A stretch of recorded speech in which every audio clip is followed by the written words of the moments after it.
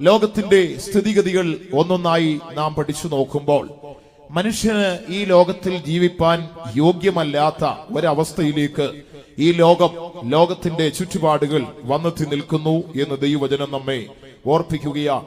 ലോകത്തിലെ സംഭവങ്ങളും ഈ ലോകത്തിന്റെ ചുറ്റുപാടുകളുടെ അവസ്ഥകളും ഒക്കെ നാം പഠിച്ചു നോക്കിയാൽ എല്ലാം കൂടെ ഇതൊരു അന്ത്യകാലമാണ്, അവസാന നിമിഷമാണ് എന്ന് ദൈവവചനം നമ്മെ വളരെ വ്യക്തമായി ഓർപ്പിക്കുന്നത് നമുക്ക് കണ്ടെത്തുവാൻ സാധിക്കുന്നുണ്ട്.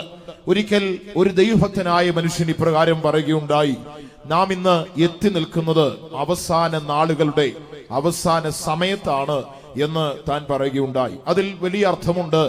അന്ത്യകാലം എന്ന് പറയുന്നതിനേക്കാൾ ഉപരി അവസാന ദിവസത്തിന്റെ അവസാന മണിക്കൂറുകളിൽ നാം എത്തി നിൽക്കുന്നു എന്ന് വളരെ വ്യക്തമായി ലോക സംഭവങ്ങളെ, ഈ ലോകത്തിൽ നടക്കുന്നതായ ഓരോ വിഷയങ്ങളെക്കുറിച്ച് നാം നോക്കുമ്പോഴും വളരെ വ്യക്തമായി നമുക്ക് മനസ്സിലാക്കുവാൻ സാധിക്കുന്നുണ്ട്. ദൈവത്തിന് സ്തോത്രം. ഇത് ഒരു വേദപാഠക്കൂട്ടമായതുകൊണ്ട് എല്ലാ സുവിശേഷ സത്യങ്ങളെയും ഈ ദൈവവചന ശുശ്രൂഷയിൽ ഉൾപ്പെടുത്തി പോകുവാൻ കഴിയുമോ എന്ന് തോന്നുന്നില്ല. എങ്കിലും ലഭിക്കുന്ന സമയ പരിമിതിയിൽ ഉള്ളിൽ നിന്നുകൊണ്ട് ദൈവവചനത്തിലെ അല്പം ചില സത്യങ്ങളെ ചുരുക്കമായി ഓർപ്പിക്കുവാൻ താല്പര്യപ്പെടുകയാണ്. അന്ത്യകാലം എന്ന് പറയുമ്പോൾ അതിനെ പല നിലയിൽ നമുക്ക് ചിന്തിപ്പാൻ കഴിയും. ഒന്ന്, ഈ ലോകത്തിന്റെ അന്ത്യം. മറ്റൊന്ന്, ഈ ഭൂമിയിൽ പാർക്കുന്ന മനുഷ്യരുടെ അന്ത്യത്തെക്കുറിച്ച് നമുക്ക് കാണുവാൻ സാധിക്കും. ഈ ലോകത്തിൽ കഴിഞ്ഞ നൂറ്റാണ്ടുകളിൽ അല്ലെങ്കിൽ കഴിഞ്ഞ നാളുകളെ ഒക്കെ നാം നോക്കിയാൽ എത്രയോ പരിശതം കോടി ജനങ്ങൾ ഈ ഭൂമിയിൽ ജന്മമെടുത്തു. ഈ ലോകത്തിലെ പ്രവൃത്തികൾ അവരവരുടേതായ നിലയിൽ ചെയ്തു. ഈ ഭൂമിയിൽ നിന്ന് മരണം എന്ന് പറയുന്ന ദൈവ നിത്യപ്രതിഭാസത്തിന്റെ മുൻപാകെ അവർ ഈ ലോകത്തോട് യാത്ര പറഞ്ഞ് പോയതായി നമുക്ക് കാണുവാൻ കഴിയുന്നു. കാലമുണ്ടെങ്കിൽ ക്രിസ്തുനാഥന്റെ പുനരാഗമനം വൈകുന്നു എങ്കിൽ ഈ പറയുന്ന ഞാനും കേൾവിക്കാരായ നമ്മളൊക്കെ ഈ ലോകത്തോട് ഒരു ദിവസം യാത്ര പറഞ്ഞ് പോകേണ്ടതാണ് എന്നുള്ളത് ഒരു സത്യമാണ്, ഒരു യാഥാർത്ഥ്യമാണ്. എന്നാൽ ആധുനിക ലോകത്തിലെ ആധുനിക മനുഷ്യന്റെ ഈ കാലങ്ങളിലുള്ള ആ നിലവാരത്തെ ഒന്നും ചിന്തിപ്പാൻ താല്പര്യമില്ലാതെ അവരവരുടെ ഇഷ്ടങ്ങൾക്കും അവരവരുടെ ജീവിത നിലവാരങ്ങൾക്കും ഒത്തവണ്ണം ഒരു യാത്ര ഈ ഭൂതലത്തിൽ ചെയ്തുകൊണ്ടിരിക്കുന്നത് നമുക്ക് കണ്ടെത്തുവാൻ സാധിക്കുന്നുണ്ട്.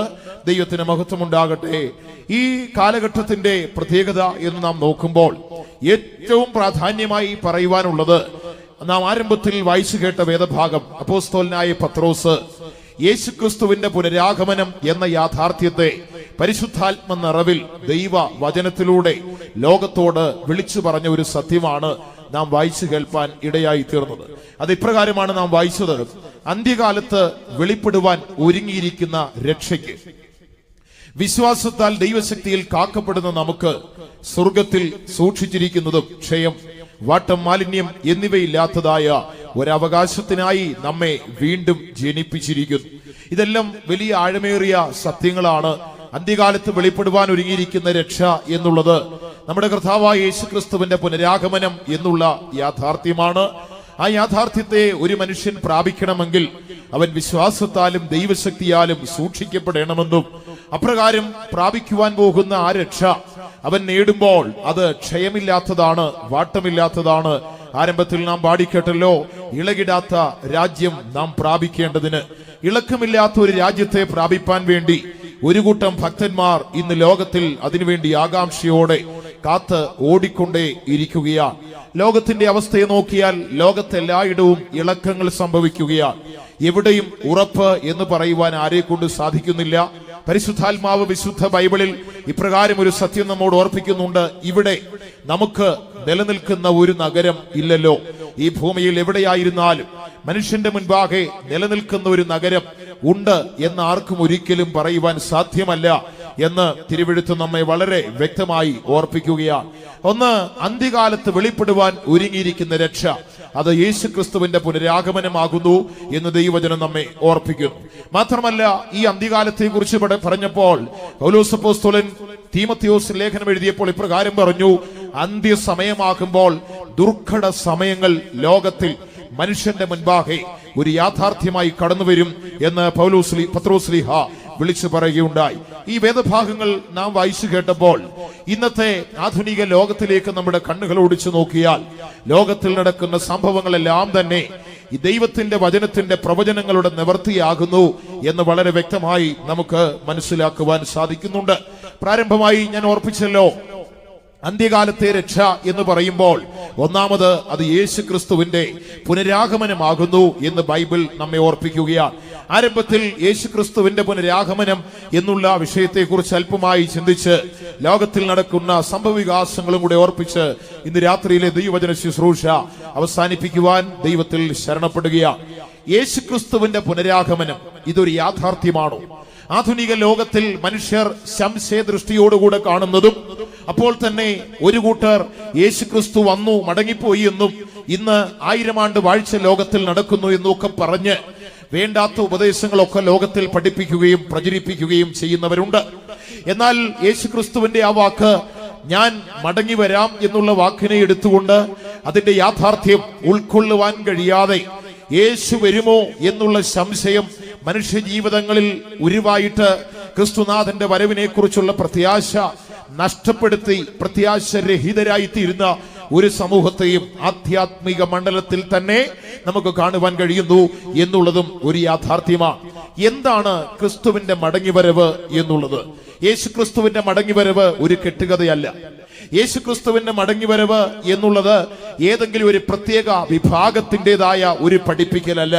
ആകാശം മാറിപ്പോയാലും ഭൂമി നീങ്ങിപ്പോയാലും മാറ്റപ്പെടാത്ത ദൈവത്തിന്റെ വചനം ലോകത്തോട്, മനുഷ്യവർഗത്തോട് വിളിച്ചു പറഞ്ഞതും യേശുനാഥൻ ഭൂലോകത്തിലായിരുന്നപ്പോൾ തന്നെ അനുഗമിച്ച പുരുഷാരത്തോട് അവരുടെ പ്രത്യാശ വർദ്ധിക്കുവാനും കർത്താവിന്റെ പുനരാഗമനത്തിന് വേണ്ടി കാത്തിരിക്കുവാനും അവരുടെ കാതുകളും കണ്ണും ഹൃദയവും ഒക്കെ ഒരുപോലെ ആകാംക്ഷഭരിതരായി ഇരിക്കേണ്ടതിന് ആഗ്രഹിച്ചുകൊണ്ട് പ്രത്യാശയോടെ യേശുനാഥൻ പറഞ്ഞിട്ടുള്ളതും പിൽക്കാലത്ത് യേശുവിന്റെ അപ്പോസ്തലന്മാർ പ്രചരിപ്പിച്ചതും മാത്രമല്ല ദൈവത്തിന്റെ വചനം ലോകത്തോട് പറയുന്നതുമായ ഒരു യാഥാർത്ഥ്യമാണ് യേശുക്രിസ്തുവിന്റെ പുനരാഗമനം എന്നുള്ളത്.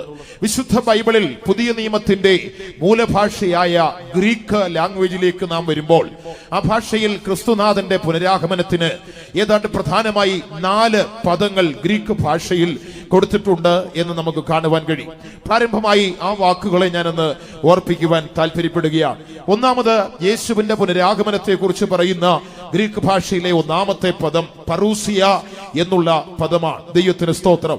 ആ പറൂസിയ എന്ന ഗ്രീക്ക് പദത്തിന്റെ അർത്ഥം വരിക എന്നും അവന്റെ സാന്നിധ്യം അനുഭവിക്കുക എന്നും അവൻ നമ്മിലേക്ക് കടന്നു വരുന്നു എന്നുള്ള ഒരർത്ഥമാണ് പറൂസിയ എന്ന ഗ്രീക്ക് പദത്തിന് അർത്ഥമായി വേദപണ്ഡിതന്മാർ കൊടുത്തിരിക്കുന്നത്. ദൈവത്തിന് മഹത്വം ഉണ്ടാകട്ടെ. രണ്ടാമത് ഗ്രീക്ക് ഭാഷയിൽ കൊടുത്തിരിക്കുന്ന മറ്റൊരു പദം എപ്പിഫാനയ എന്നൊരു പദം ഗ്രീക്ക് പണ്ഡിതന്മാർ അതിന് ഉപയോഗിച്ചിട്ടുണ്ട്.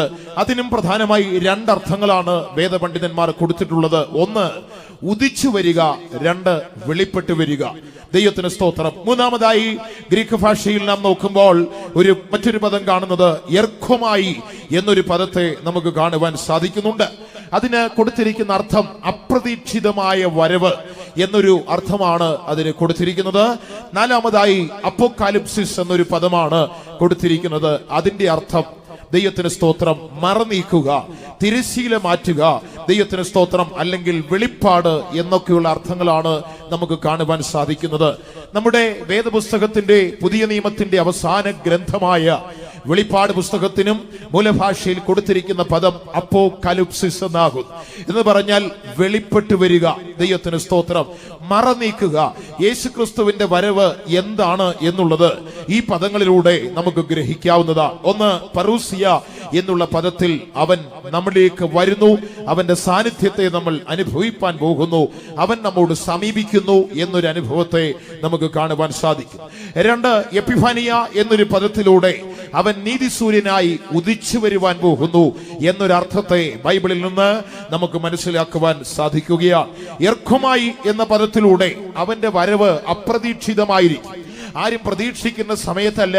ബൈബിൾ ഇപ്രകാരം ഒരു വചനം പറയുന്നു, നനയാത്ത നാഴികയിൽ വരുന്ന മനുഷ്യപുത്രനെ എതിരേൽപ്പാൻ നിങ്ങൾ ഒരുങ്ങിക്കൊള്ളണം.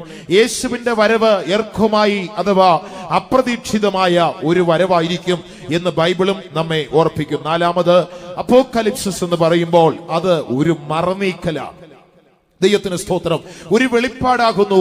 പല മറകളും മറഞ്ഞിരിക്കുന്ന പലതും തുറന്നു വരുന്ന ഒരവസ്ഥ കൂടെയാണ് ക്രിസ്തുനാഥന്റെ പുനരാഗമനം എന്ന് ബൈബിൾ നമ്മെ ഓർപ്പിക്കുകയാണ്. അപ്പോക്കാലിപ്സിസ് എന്ന മറനീക്കൽ എന്ന് പറയുമ്പോൾ യേശു ക്രിസ്തുവിന്റെ വരവ് എന്നുള്ള യാഥാർത്ഥ്യം സംഭവിപ്പാൻ ഉള്ള സമയമാകുമ്പോൾ ലോകം ചില മറകളൊക്കെ നമ്മുടെ മുൻപാകെ തുറന്നു തരികയാണ്. ആധുനിക ലോകത്തിലെ ആധുനിക സംഭവങ്ങളിലൂടെ നമ്മുടെ കണ്ണുകളെ നാം ഓടിച്ചു നോക്കിയാൽ ഇതൊക്കെ ക്രിസ്തുനാഥന്റെ പുനരാഗമനം എന്നുള്ള യാഥാർത്ഥ്യത്തെ വളരെ വ്യക്തമായി ഈ പ്രപഞ്ചം, ഈ ഭൂമി, ആകാശം, സമുദ്രം എല്ലാം തന്നെ യേശു ക്രിസ്തുവിന്റെ പുനരാഗമനം എന്നുള്ള വിഷയത്തെ വളരെ വ്യക്തമായി നമ്മുടെ മുൻപാകെ അറിയിക്കുന്നു എന്ന് നമുക്ക് കാണുവാൻ സാധിക്കുന്നു. അത് ഒരു മറനീക്കലാണ്. ദൈവത്തിന് സ്തോത്രം. തിരശീലയ്ക്കുള്ളിൽ മറഞ്ഞിരിക്കുന്നത് തിരശീല ഉയർത്തുമ്പോൾ കാണുന്നത് പോലെ യേശുവിന്റെ വരവ് എന്നുള്ള യാഥാർത്ഥ്യം ലോകത്തിൽ സംഭവിപ്പാൻ പോകുമ്പോൾ നൂറ്റാണ്ടുകൾക്ക് മുൻപ് പ്രവാചകന്മാർ തങ്ങളുടെ പ്രവചന ശുശ്രൂഷ കാലത്ത് ആത്മാവിൽ പ്രവചിച്ചു പറഞ്ഞ പലതും ചുരുളുകൾ അഴിഞ്ഞ് വെളിപ്പെട്ട് വന്നുകൊണ്ടിരിക്കുന്ന ഒരു കാലത്തിലാകുന്നുവല്ലോ ഇന്ന് നാം ജീവിക്കുന്നത്. മാത്രമല്ല, യേശു ക്രിസ്തുവിന്റെ പുനരാഗമനത്തെ കുറിച്ച് പഠിക്കുമ്പോൾ ആദിമസഭ എന്ന് പറഞ്ഞാൽ 1-ാം നൂറ്റാണ്ടിൽ പരിശുദ്ധാത്മാവിനാൽ സ്ഥാപിക്കപ്പെട്ട ദൈവത്തിന്റെ സഭ 1-ാം നൂറ്റാണ്ട് തുടങ്ങി തന്നെ യേശുവിന്റെ പുനരാഗമനത്തെ ആകാംക്ഷയോടെ കാത്തിരുന്നു എന്ന് നമുക്ക് മനസ്സിലാക്കുവാൻ സാധിക്കുന്നുണ്ട്. ചരിത്രത്തിന്റെ ഏടുകളിൽ കയറി നിന്ന് നാം അല്പമായി ഒന്ന് പരിശോധിച്ചു നോക്കിയാൽ ആദിമ സഭയുടെ പിതാക്കന്മാരൊക്കെ യേശു ക്രിസ്തു തങ്ങളുടെ കാലത്ത് തന്നെ മടങ്ങി വരും എന്ന് ആഗ്രഹിച്ചവരായിരുന്നു, പ്രതീക്ഷിച്ചവരായിരുന്നു. ആദിമ സഭയിൽ അറിയപ്പെട്ടിരുന്ന ഒരു ഭക്തനായിരുന്നു അലക്സാണ്ടർ മക്ലാരൻ എന്ന് പറയുന്ന വ്യക്തി.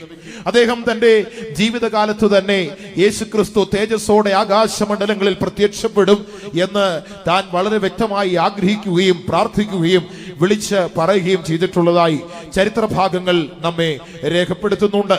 മാത്രമല്ല, പുരാതന കാലങ്ങളിൽ ജീവിച്ചിരുന്ന ഭക്തന്മാരുടെ ജീവിത ഏടുകളെ നാം പരിശോധിച്ചു നോക്കിയാൽ അവരൊക്കെ യേശു ക്രിസ്തുവിന്റെ പുനരാഗമനം എന്നുള്ള വിഷയത്തെ വളരെ വ്യക്തമായി ആഗ്രഹിക്കുകയും അതിനുവേണ്ടി പ്രാർത്ഥിക്കുകയും ലോകത്തോട് അറിയിക്കുകയും ചെയ്തിരുന്നതായി ചരിത്രം നമ്മെ ഓർപ്പിക്കുന്നുണ്ട്. നമുക്കറിയാം, നവോത്ഥാന പ്രസ്ഥാനങ്ങൾ ലോകത്തിൽ ശക്തിയോടെ എഴുന്നേറ്റ് വന്ന കാലത്ത് നമുക്കറിയാമല്ലോ, മാർട്ടിൻ ലൂതർ കിങ് എന്ന് പറയുന്ന ഒരു മഹാനായ മനുഷ്യൻ ലോകം മുഴുവൻ ആദരിച്ചതായ ഒരു ജീവിതമായിരുന്നു ലൂതർ എന്ന് പറയുന്ന വ്യക്തി. അദ്ദേഹം ഒരിക്കൽ യേശു ക്രിസ്തുവിന്റെ വരവിനെ കുറിച്ച് അല്ല, യേശുവിന്റെ ജീവിതാനുഭവങ്ങളെ കുറിച്ച് താൻ ഇപ്രകാരം ഒരിക്കൽ പറയുകയുണ്ടായി: യേശു ഇന്നലെ മരിച്ചു, അവൻ ഇന്ന് ജീവിക്കുന്നു, നാളെ അവൻ മടങ്ങി വരും. ആ വാക്കുകളിലൂടെ ആ ഭക്തൻ യേശുവിന്റെ പുനരാഗമനം എത്ര സമീപമായിരുന്നു എന്ന് താൻ ആകാംക്ഷയോടെ കാത്ത് പറഞ്ഞിരുന്നു എന്ന് നമുക്ക് മനസ്സിലാക്കുവാനായിട്ട് സാധിക്കുന്നുണ്ട്. പുരാതന കാലത്ത് ജീവിച്ചിരുന്ന പല പിതാക്കന്മാരും ഭക്തന്മാരും ഒക്കെ അവരുടെ ജീവിത സായാഹ്ന വേളകളിൽ അതിനെ ആഗ്രഹിക്കുകയും പ്രാർത്ഥിക്കുകയും ചെയ്തിരുന്നു. നമുക്കറിയാം, ആദിമ നൂറ്റാണ്ടുകളിൽ ക്രൈസ്തവ സഭ ക്രൂരമായ പീഡനങ്ങൾ കൂടെ കടന്നുപോയ വേളയിൽ അവരൊക്കെ വളരെ പ്രത്യാശയോടെ ദൈവമുഖത്തെ കണ്ടുകൊണ്ട് യേശുവേ എന്നുള്ള ശബ്ദത്തെ ഉരുവിട്ടുകൊണ്ട് പ്രാണനെ വിട്ടതായി നമുക്ക് കാണുവാൻ സാധിക്കുന്നുണ്ട്. ദൈവത്തിന് സ്തോത്രം.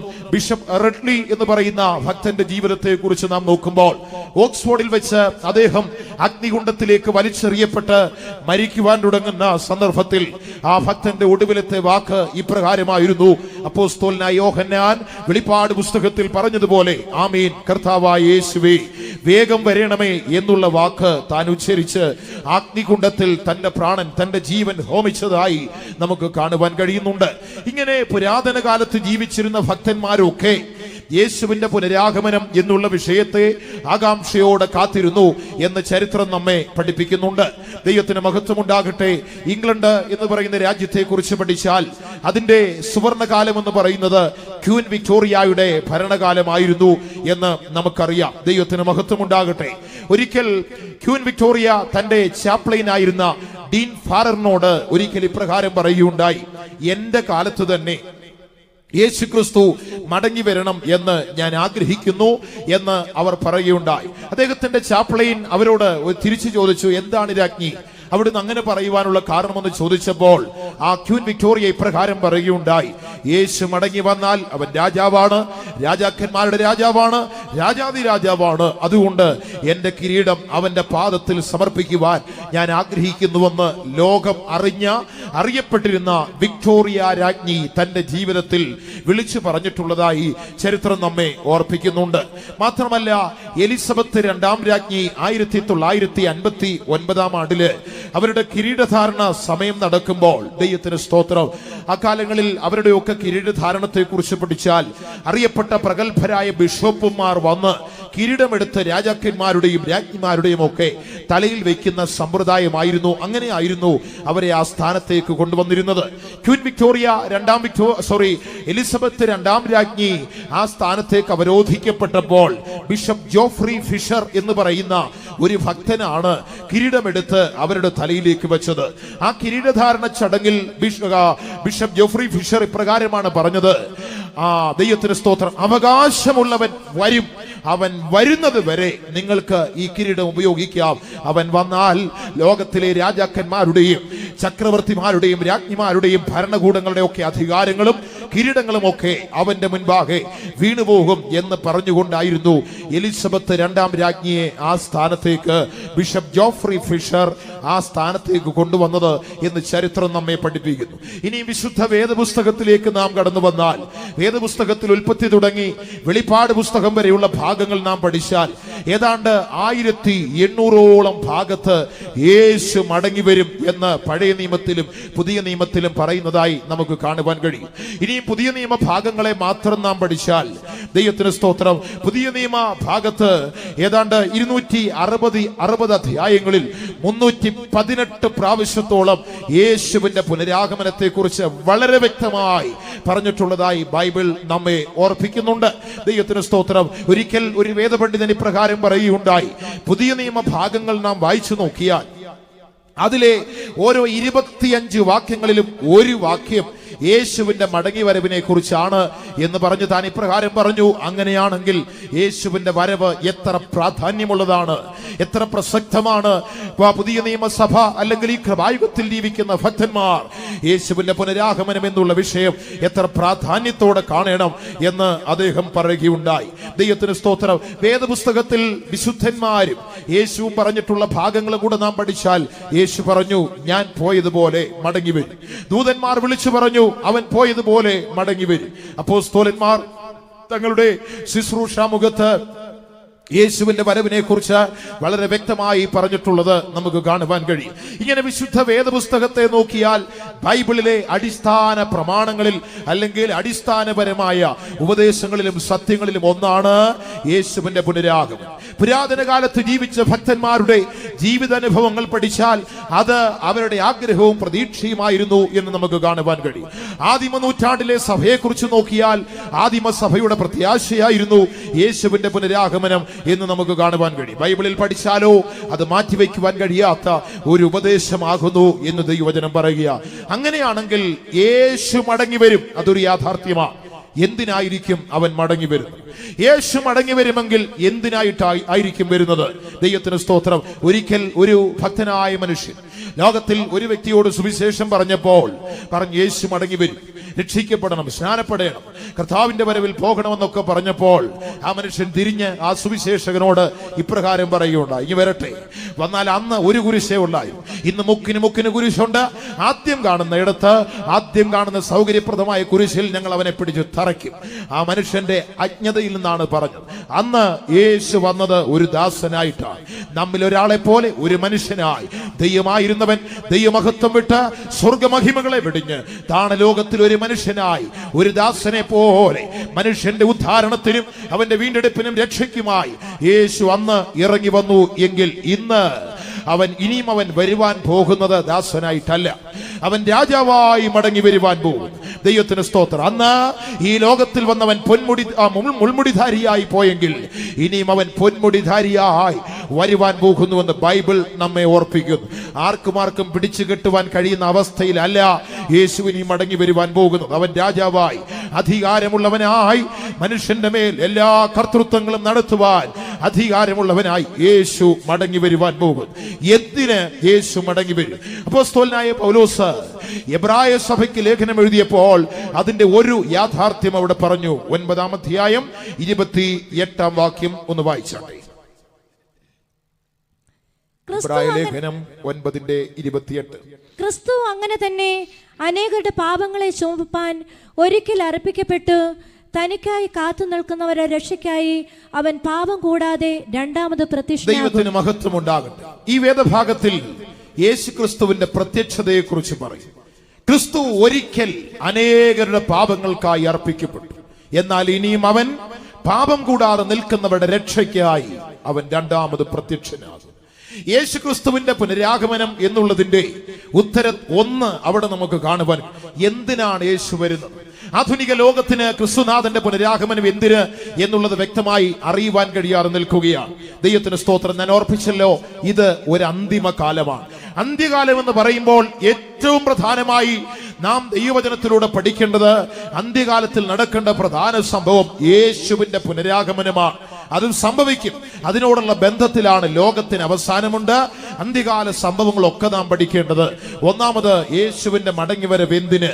പാപം കൂടാതെ നിൽക്കുന്നവരുടെ രക്ഷയ്ക്കായി അവൻ പാപം കൂടാതെ രണ്ടാമതും പ്രത്യക്ഷനാകും എന്ന് ദൈവവചനം നമ്മെ ഓർപ്പിക്കുന്നു.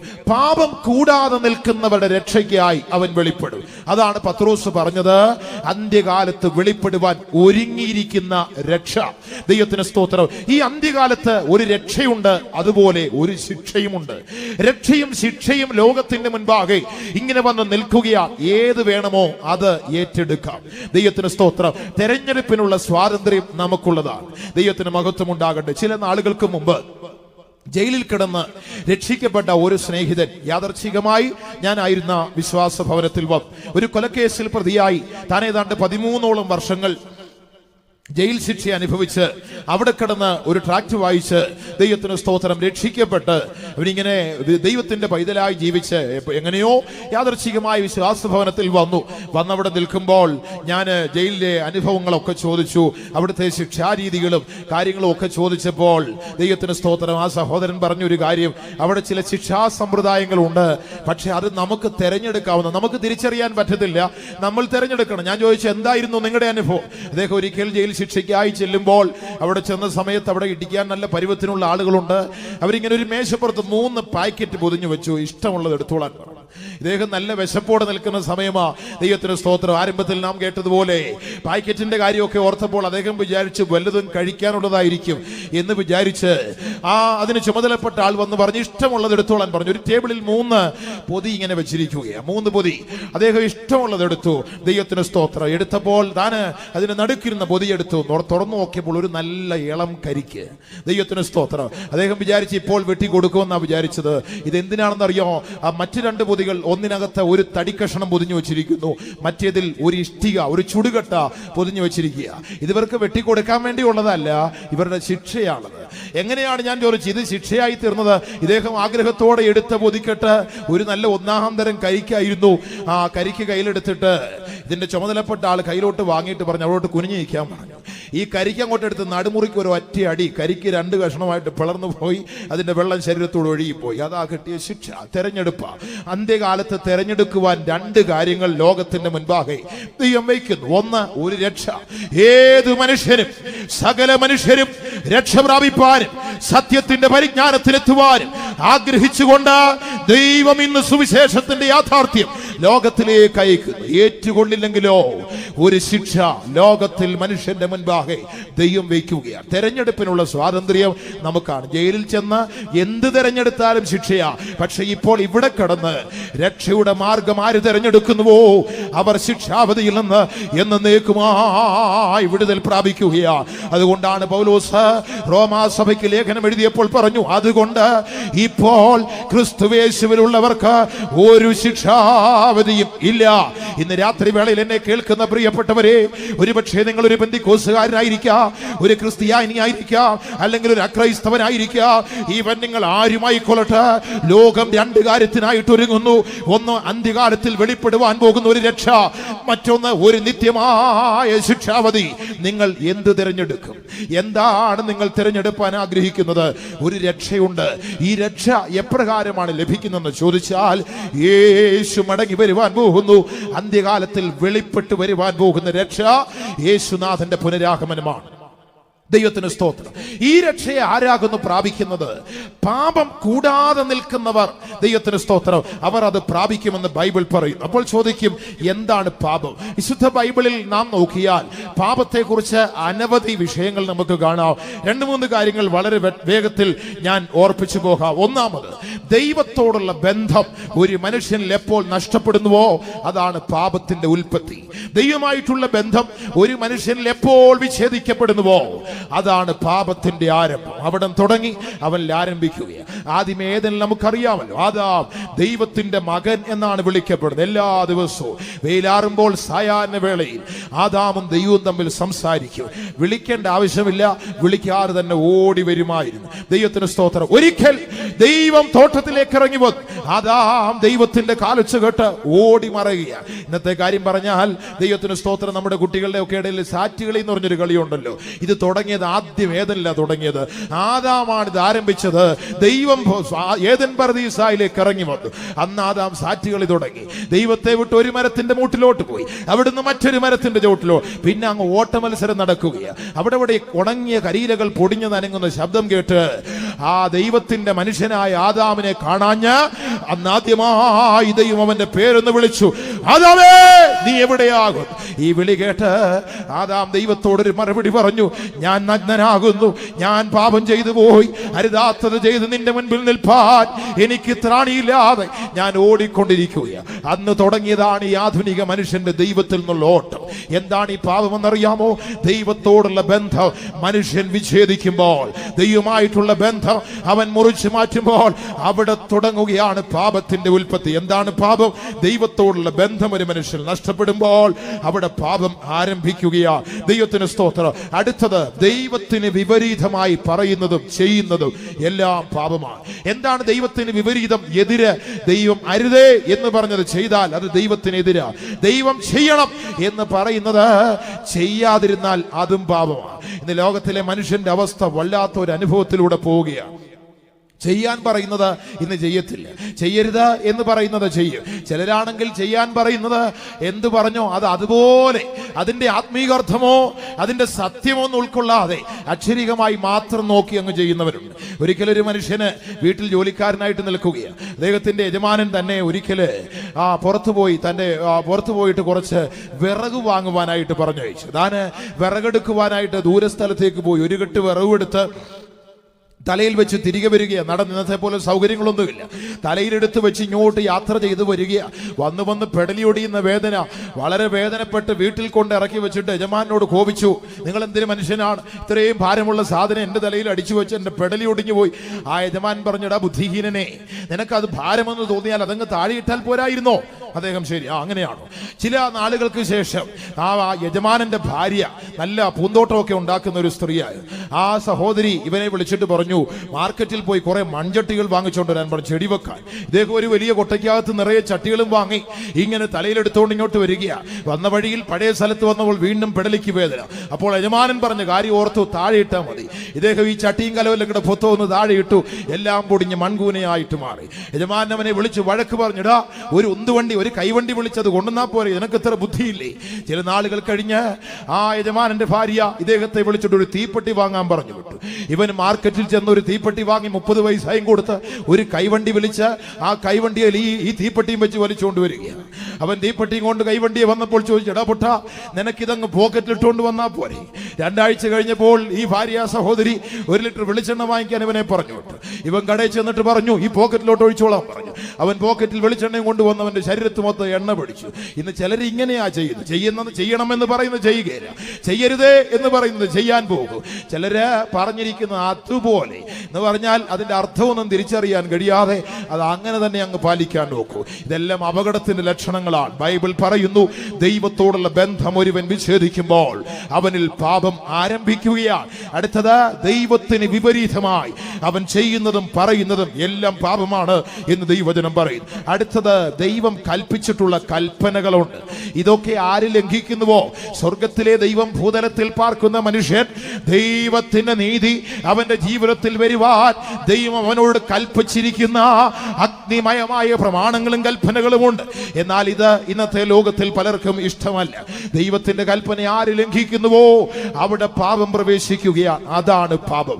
എന്താണ് പാപം എന്ന് പറയും? 1, ദൈവത്തോടുള്ള ബന്ധം നഷ്ടപ്പെടുന്നത്. 2, ദൈവത്തിന് എതിരായി പറയുന്നതും ചെയ്യുന്നത്. 3, ദൈവത്തിന്റെ കൽപ്പനകൾ ലംഘിക്കുന്നത്. ഒറ്റ വാക്കിൽ പാപത്തിന് ഈ ഒരു വ്യാകരണം കൊടുത്ത് ഞാൻ ആ ഭാഗത്തുനിന്ന് മുൻപോട്ട് മാറട്ടെ. ദൈവത്തിന് മഹത്വം ഉണ്ടാകട്ടെ. എന്താണ് എബ്രായ ലേഖനം 9:28 വാക്യത്തിൽ നാം വായിച്ചത്? യേശു മടങ്ങി വരും. ആർക്ക് വേണ്ടി? പാപം കൂടാതെ നിൽക്കുന്നവർക്ക് വേണ്ടി.